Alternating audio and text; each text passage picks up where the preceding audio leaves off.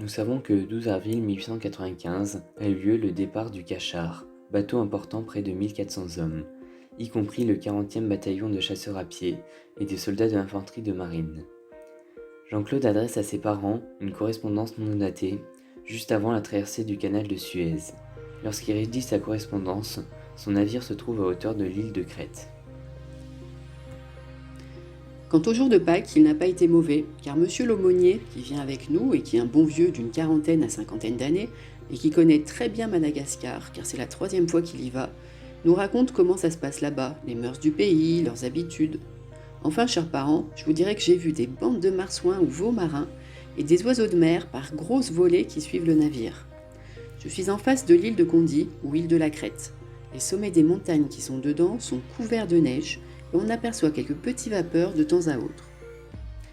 Je pense qu'on va arriver vers le 8 ou le 10 mai à Marunga. Figurez-vous qu'on n'y est pas encore. Je vais voir le canal de Suez avant peu.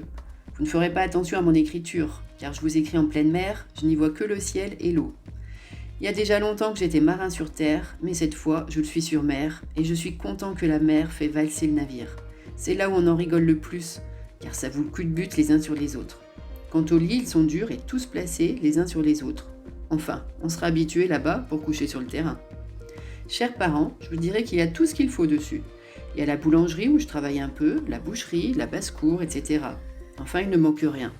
Les 2 premiers jours, la mer a été très bonne. Il n'y a que le jour de Pâques qu'elle est devenue mauvaise au soir. Aussi le soir, tout le monde vomissait, officiers comme les autres. Jusqu'à présent, je n'ai pas eu le mal de mer. Recevez, bien chers parents, toute mon affection. Votre fils qui vous aime tendrement et qui pense souvent à vous, bien à vous, marin Jean-Claude.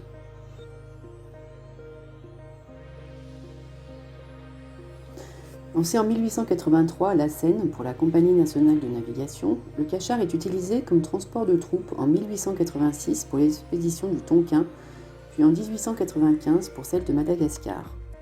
De 1888 à 1891, il assure la ligne d'Amérique du Sud vers la Plata.